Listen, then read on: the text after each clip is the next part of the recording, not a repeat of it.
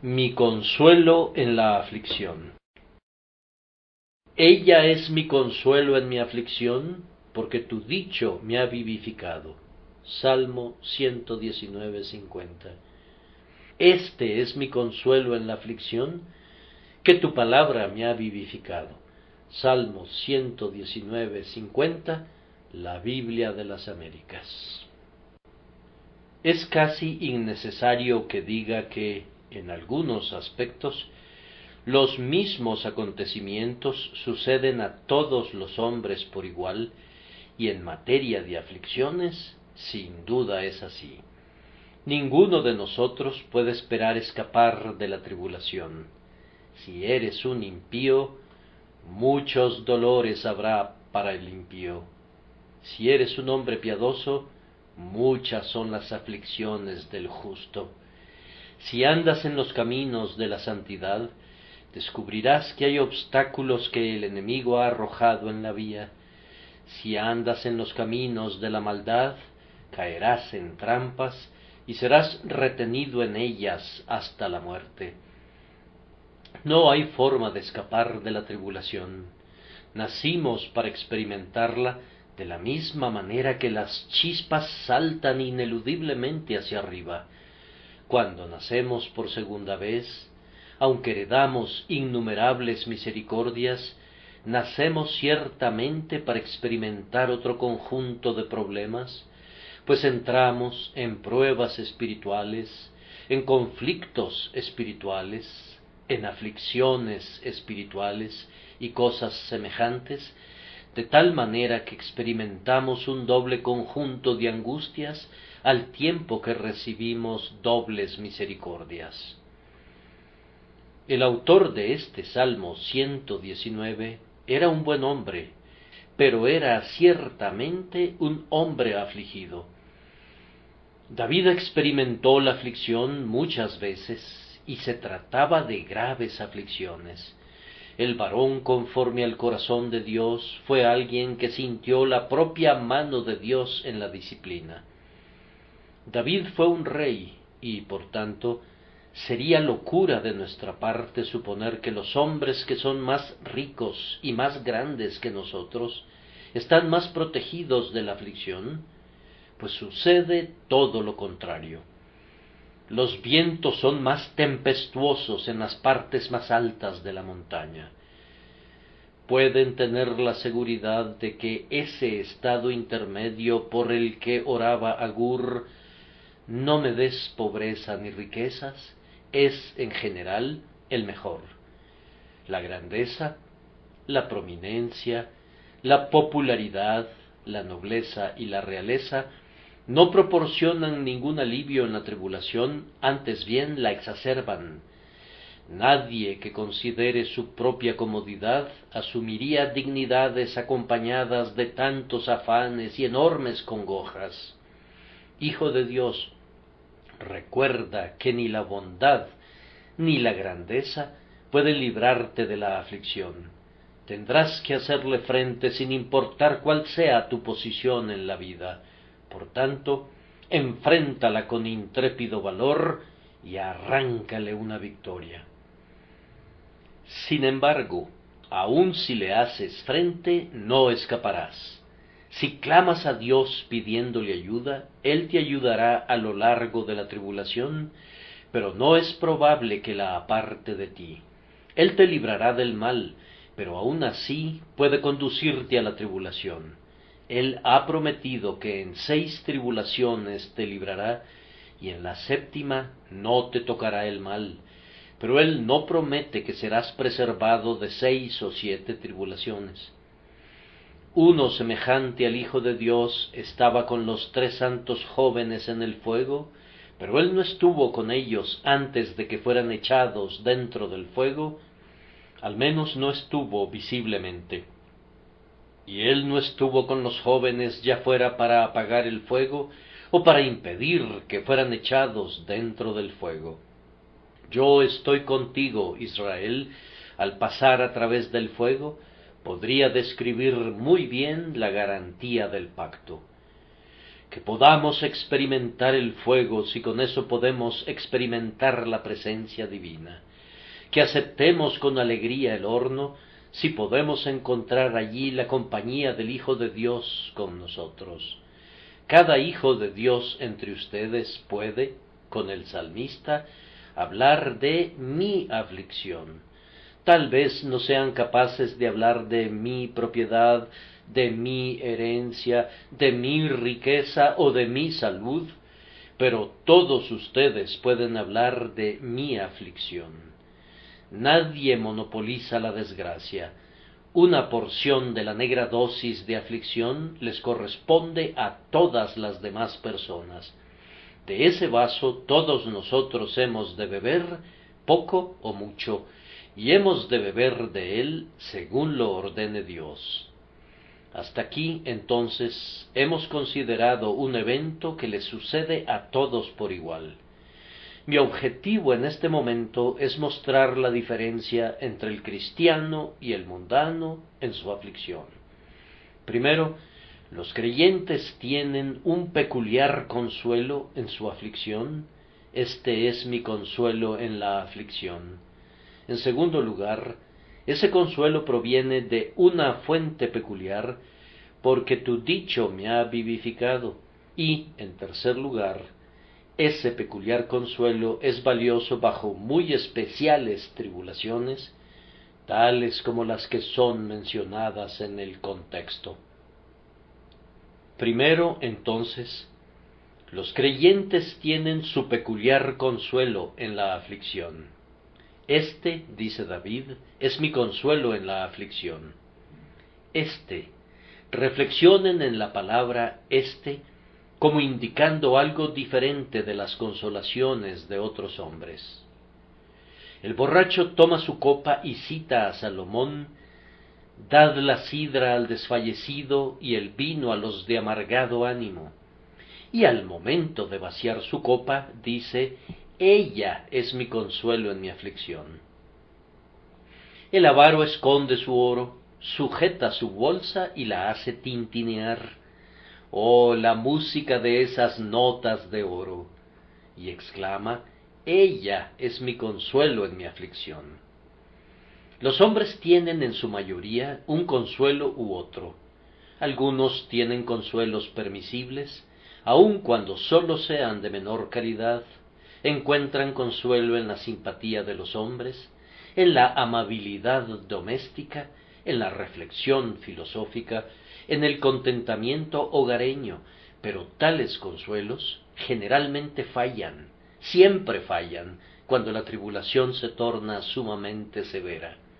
Ahora bien, de igual manera que el hombre perverso y el hombre mundano pueden decir de una cosa o de otra: esto es mi consuelo, el cristiano se hace presente y, llevando consigo la palabra de Dios rebosante de ricas promesas, dice: ella es mi consuelo en mi aflicción.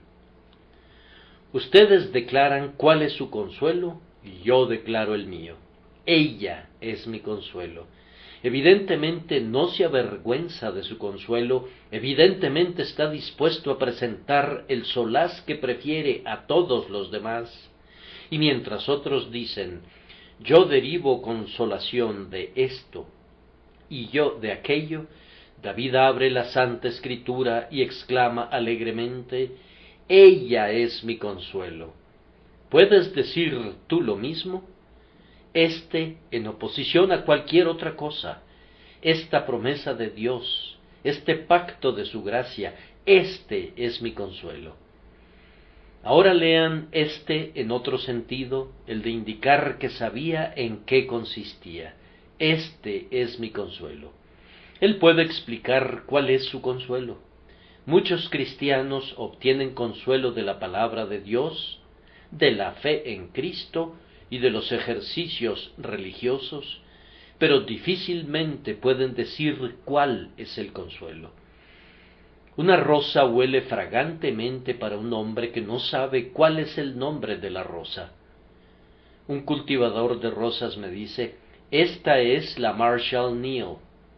Muchas gracias, querido señor, pero yo no sé quién es Marshall Neal, o quién fue, o por qué la flor ostenta ese nombre militar, pero yo puedo oler la rosa de todas maneras. Así, muchas personas no pueden explicar las doctrinas, pero las disfrutan. Después de todo, la experiencia es mejor que la exposición.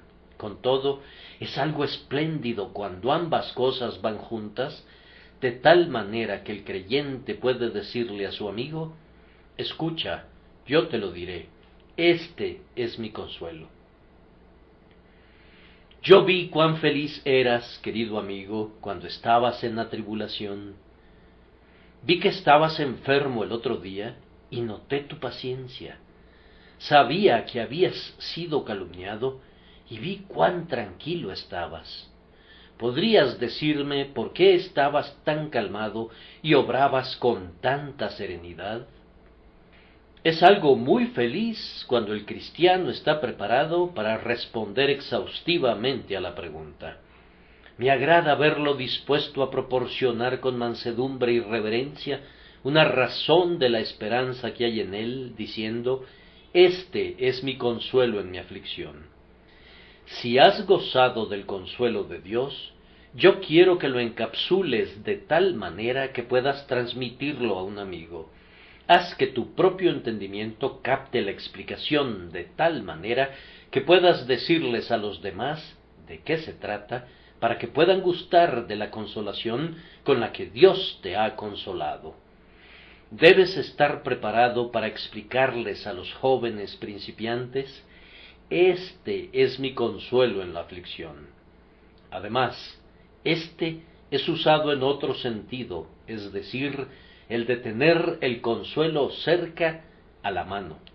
A mí no me gusta hablar de mi consuelo proveniente de Dios diciendo: aquel es mi consuelo, aquel es mi solaz que disfruté hace algún tiempo. Oh, no, no, no. Necesitas un consuelo que puedas estrechar contra tu pecho y decir: esto es mi consuelo, esto que tengo aquí en este momento. Esto es una palabra que indica una cercanía. Esto es mi consuelo. ¿Estás disfrutándolo ahora? Fuiste muy feliz una vez. ¿Eres muy feliz ahora? Cuán apacibles horas disfruté una vez. Cuán dulce es todavía su recuerdo. Sí, eso está muy bien, Cowper, pero sería mejor que cantaras: cuán apacibles horas disfruto ahora, cuán dulce es la hora presente. Este es mi consuelo, todavía lo tengo conmigo. Así como mi aflicción está presente en mí, así mi consolación está presente en mí.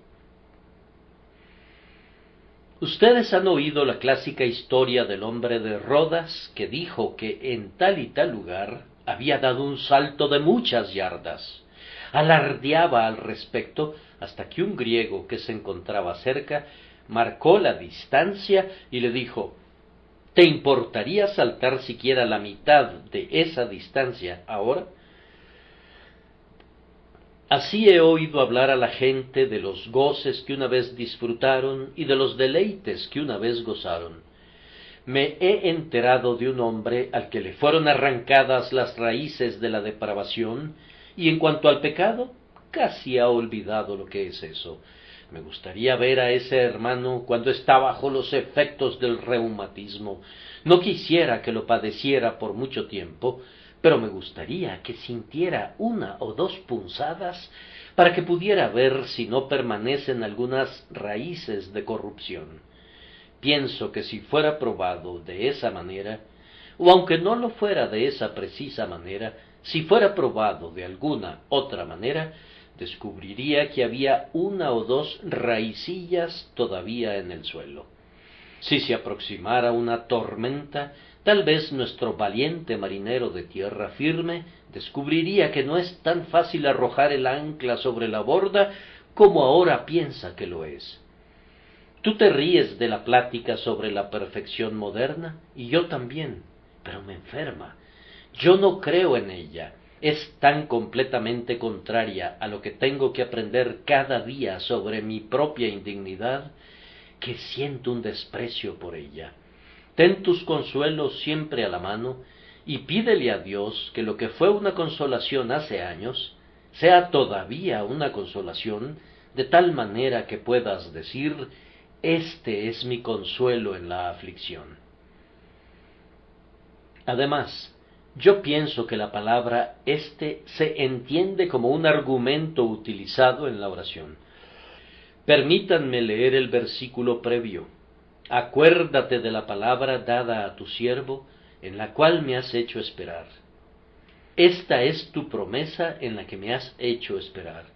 Señor, cúmplela en mí, pues tu promesa es mi consuelo en mi aflicción, y yo la argumento en mi oración. Supongan, hermanos, que ustedes y yo fuéramos habilitados para recibir consuelo de una promesa. Entonces tendríamos en ese hecho una buena razón utilizable para con Dios. Podríamos decir: Señor, he creído de tal manera en esta promesa tuya, que me he persuadido de que ya tenía en mi posesión la bendición que allí se prometía. ¿Y ahora seré avergonzado por esta esperanza mía? ¿No honrarás tu palabra en vista de que tú me has inducido a que descanse en ella? ¿No es esta una buena argumentación? Recuerda la palabra para tu siervo, en la cual me has inducido a esperar, pues ese es ya mi consuelo. Y si tu palabra fallara, me habrías dado un falso consuelo, y me habrías conducido al error. Oh Señor mío, puesto que he libado mi consuelo en la expectativa de lo que tú estás a punto de hacer, estás ciertamente comprometido y obligado para con tu siervo a que tú guardarás tu palabra. Por esto la palabra «este» es vista como una palabra muy incluyente, que el Espíritu de Dios nos enseña a decir de nuestra inapreciable Biblia: ella es mi consuelo en mi aflicción. En segundo lugar, procederemos a notar que este consuelo proviene de una fuente peculiar. Este es mi consuelo, que tu palabra me ha vivificado. El consuelo, entonces, es parcialmente externo, proveniente de la palabra de Dios, pero es interno, de manera primordial y preeminente, pues es la palabra de Dios experimentada en cuanto a su poder vivificador en el interior del alma. Primero, es la palabra de Dios que consuela. ¿Por qué buscamos la consolación en cualquier otra parte excepto en la palabra de Dios? Oh hermanos y hermanas, me avergüenza tener que decirlo, pero acudimos a nuestros vecinos o a nuestros parientes y clamamos: tengan piedad de mí, oh amigos míos. Y terminamos con el lamento: consoladores molestos sois todos vosotros. Tornamos a las páginas de nuestra vida pasada y allí buscamos el consuelo, pero esto también podría fallarnos.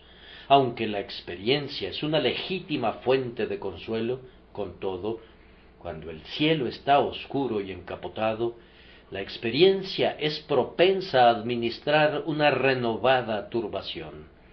Si acudiéramos de inmediato a la palabra de Dios y la escudriñáramos hasta encontrar una promesa adecuada para nuestro caso, encontraríamos alivio mucho antes.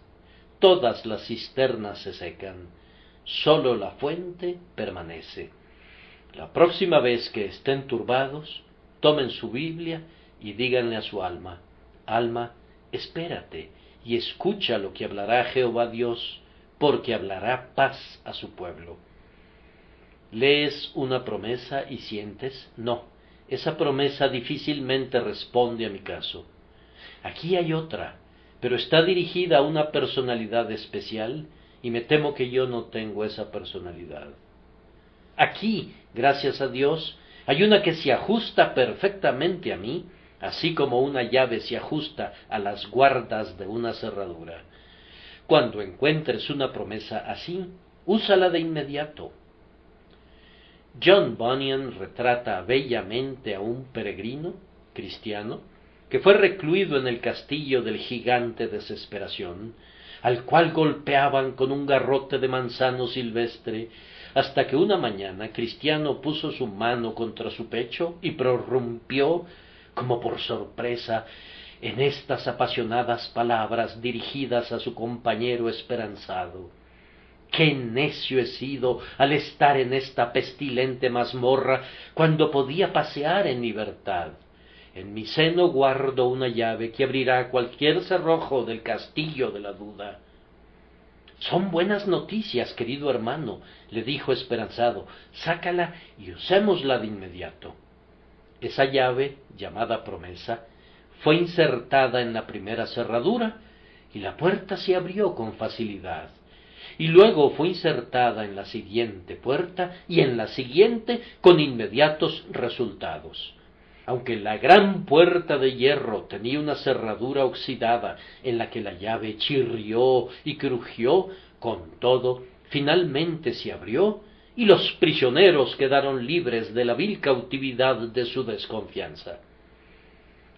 La promesa ha abierto siempre la puerta, cada una de las puertas, sí, y todas las puertas de la desesperación se abrirán con esa llave llamada promesa, con sólo que un hombre sepa cómo sostenerla firmemente y girarla sabiamente hasta que el pasador se desplace. Ella es mi consuelo en mi aflicción, dice el salmista, es decir, la propia palabra de Dios. Queridos amigos, acudan presurosos a este consuelo en todo tiempo de aflicción. Lleguen a familiarizarse con la palabra de Dios para que puedan hacerlo. A mí me ha resultado muy útil llevar en mi bolsillo las preciosas promesas de Clarke y recurro a ese librito en la hora de la tribulación. Si vas al mercado y hay la probabilidad de que hagas una transacción que requiera un pago de inmediato, siempre llevas contigo un talonario de cheques. De igual manera, lleva contigo las preciosas promesas para que puedas recurrir a la palabra que se adapte a tu caso.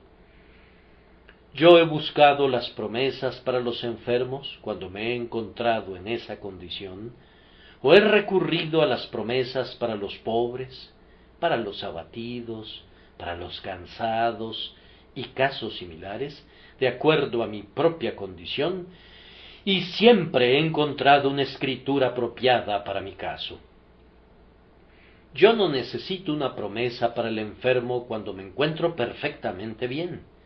No necesito un bálsamo para un corazón quebrantado cuando mi alma se regocija en el Señor.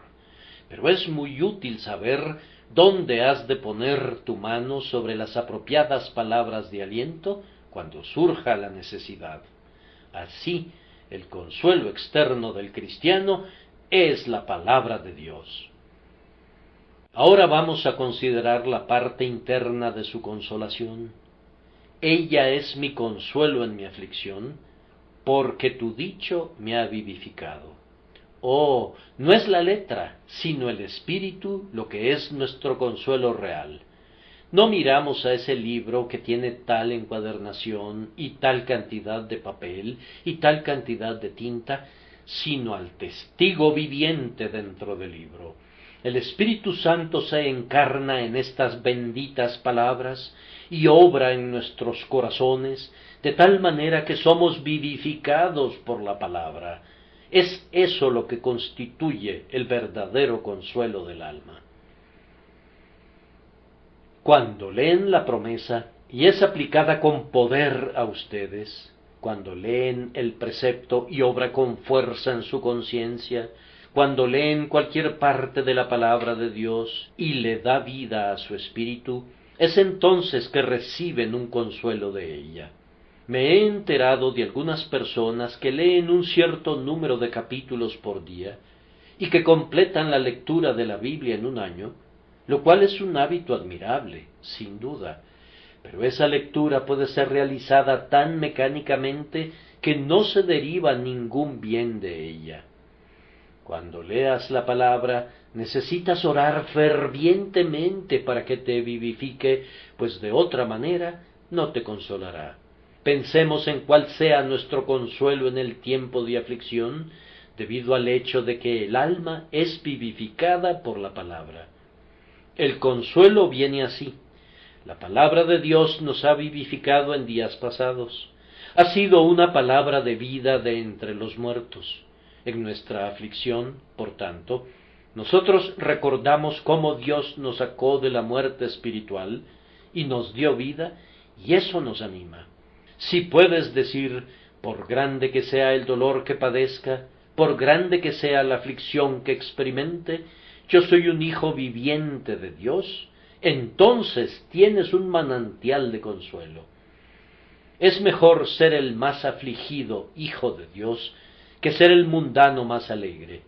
Es mejor ser el perrillo de Dios que ser el mimado del diablo. Hijo de Dios, consuélate con esto. Si Dios no me ha dado un blando lecho, ni me ha dejado ileso, con todo, Él me ha vivificado por su palabra, y este es un favor especial. Así nuestra primera vivificación de la muerte espiritual es un soleado recuerdo.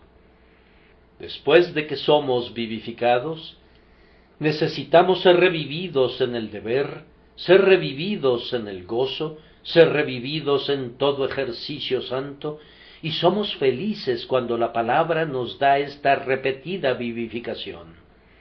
Querido amigo, si al mirar al pasado tú puedes decir, tu dicho me ha vivificado, he experimentado mucho gozo al oír tu palabra, he sido llenado de energía por medio de tu palabra, por tu palabra he sido conducido a correr por el camino de tus mandamientos, todo esto será un gran consuelo para ti. Entonces puedes suplicar, oh Señor, aunque pudieras haberme negado mucho del gozo que otras personas tienen, con todo, tú me has vivificado a menudo. Oh, que así sea de nuevo, pues ese es mi consuelo.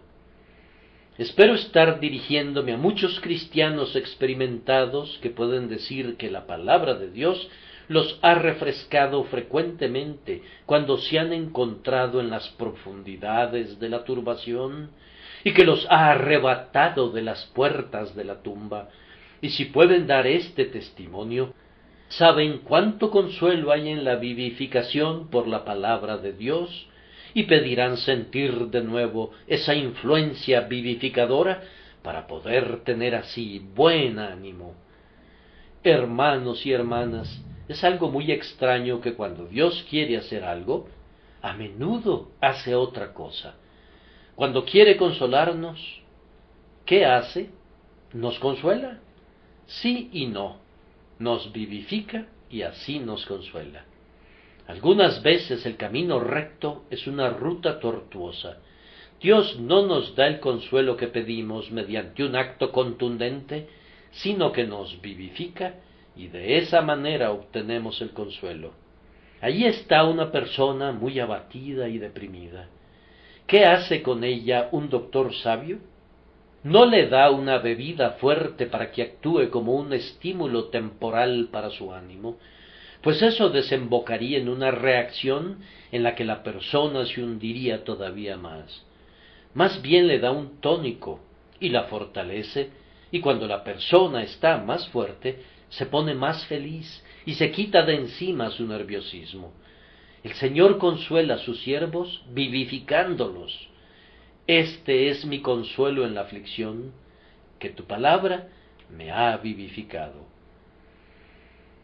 Me estoy dirigiendo ahora a algunos de los presentes que han experimentado una larga enfermedad, y es un gozo ver que han podido salir a la calle otra vez esta noche. ¿Acaso la palabra de Dios no los ha vivificado con frecuencia en la enfermedad? Tal vez hayan sido indolentes mientras gozaban de salud, pero la enfermedad les ha hecho sentir el valor de la promesa, el valor de la bendición del pacto, y entonces han clamado pidiéndole esas cosas a Dios. Pudieran haber estado preocupados antes por los afanes mundanos, pero se vieron obligados a desprenderse de ellos en el tiempo de la enfermedad, y su única preocupación ha sido estar más cerca de Cristo y recostarse apaciblemente en el pecho de su Señor. Algunas veces, estando en la prosperidad, raramente oraban, pero les garantizo que sí oraron cuando estaban a punto de morir y languidecían a las puertas de la muerte. Su aflicción vivificó sus oraciones. Hay un hombre que trata de escribir con una pluma de ave, pero su pluma sólo producirá un grueso trazo. Entonces toma un cuchillo y corta firmemente al extremo del cálamo de la pluma hasta que consigue escribir de manera admirable. De igual manera, nosotros tenemos que ser cortados con el filoso cuchillo de la aflicción, pues sólo entonces puede usarnos el Señor. Vean cuán pronunciadamente cortan los viñadores sus vides. Eliminan todo retoño a tal punto que la vid se mira tan seca como una vara. No habrá uvas en la primavera si no se realiza esta poda en el otoño y en el invierno. Dios nos vivifica en nuestras aflicciones a través de su palabra. Nuestras aflicciones tienen el propósito de ejercer una acción saludable en nuestras almas. Por ellas recibimos avivamiento espiritual y salud, y el consuelo fluye así en nuestro interior. ¿No sería sabio orar pidiendo ser librados por completo de la tribulación, aunque queramos serlo? Sería algo placentero contar siempre con un mullido sendero en nuestra ruta al cielo, y no encontrar nunca ni una roca en el camino. Pero aunque fuera placentero, podría no ser seguro. Si la ruta fuera una superficie de fino césped, que es recortado cada mañana con una cortadora de pasto, y mantenido tan fino como si fuera terciopelo, me temo que no llegaríamos nunca al cielo, pues nos dilataríamos demasiado en el camino. Las patas de algunos animales no están adaptadas para lugares lisos, y, hermanos, ustedes y yo pertenecemos a una raza que tiene pies muy resbaladizos. Resbalamos aun cuando los caminos sean planos. Es fácil ir cuesta abajo, pero no es fácil hacerlo sin ningún tropiezo.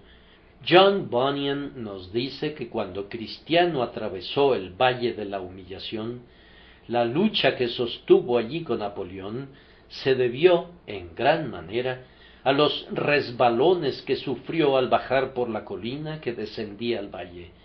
Dichoso aquel que está en el Valle de la Humillación, pues el que está en el suelo no teme caer. Pero su felicidad dependerá, en gran manera, de cómo se vino abajo. Anda con cuidado, tú que estás en la cima de los montes del deleite y de la prosperidad. Despacio, no sea que por ventura tus pies se deslicen y sufras algún daño. Vivificación es lo que necesitamos, y si la obtenemos, incluso aunque nos llegue a través de la tribulación más aguda, podemos aceptarla alegremente. Este es mi consuelo en la aflicción, porque tu palabra me ha vivificado.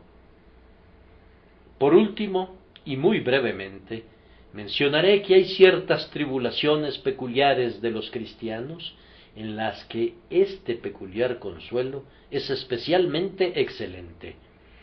Les pido amablemente que vean el Salmo y noten en el versículo 49 que el salmista sufría por una esperanza diferida. Acuérdate de la esperanza dada a tu siervo, en la cual me has hecho esperar. Esperar el cumplimiento de una promesa durante largo tiempo puede provocar que el alma desfallezca. La esperanza diferida enferma el corazón. En tales momentos, nuestro consuelo ha de ser este: tu palabra me ha vivificado. No he obtenido todavía lo que he pedido en mi oración, pero he sido vivificado mientras he estado orando. No he encontrado la bendición que he estado buscando, pero estoy seguro de que la recibiré, pues la práctica de la oración ya ha sido útil para mí. Este es mi consuelo ante la dilación de mi esperanza, que tu palabra ya me ha vivificado. Noten el siguiente versículo, donde el salmista se encontraba sufriendo la gran tribulación del escarnio. Los soberbios se burlaron mucho de mí.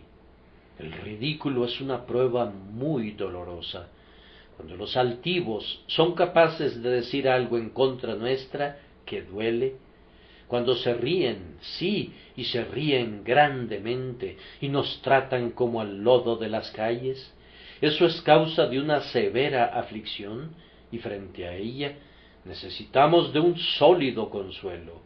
Si en ese momento sentimos que aunque la palabra de un hombre duela, la palabra de Dios vivifica, entonces somos consolados. Si somos conducidos con mayor ahínco a Dios al ser escarnecidos por los hombres, podemos aceptar muy alegremente su desprecio y decir: Señor, yo te bendigo por esta persecución que me hace partícipe de los sufrimientos de Cristo. Yo digo que ser vivificados por la palabra, cuando los impíos nos desprecian, se convierte en un consuelo para nosotros. En el versículo 53 verán que David experimentaba el problema de vivir en medio de grandes blasfemos y de hacedores de una maldad ostensible. David dice: horror se apoderó de mí a causa de los inicuos que dejan tu ley. Los vicios de ellos lo horrorizaban. Deseaba poder alejarse de su compañía y no ver ni oír nunca las cosas que lo acongojaban tanto. Pero si la propia visión y el sonido del pecado nos conducen a orar y nos obligan a clamar a Dios, el resultado es bueno, sin importar cuán doloroso pudiera ser el proceso. Si los hombres no maldijeran nunca en las calles, no seríamos conducidos a clamar a Dios con tanta frecuencia para que perdone sus palabras obscenas. Si ustedes y yo pudiéramos estar siempre encerrados en una torre de cristal y no ver nunca el pecado, ni oír nada con respecto a él, podría ser algo malo para nosotros. Pero si, cuando nos vemos forzados a ver la perversidad de los hombres y a oír sus maldiciones y denuestos, podemos sentir también que la palabra de Dios nos está vivificando, aun por nuestro horror al pecado, eso es bueno para nosotros. Tenemos un gran consuelo en esta especie peculiar de aflicción, aunque es sumamente doloroso para las personas de tierno corazón y de puras y delicadas mentes que moran cerca de Dios. Basta que lean el versículo 54 y verán indicada allí otra de las tribulaciones de David. Cánticos fueron para mí tus estatutos en la casa en donde fui extranjero.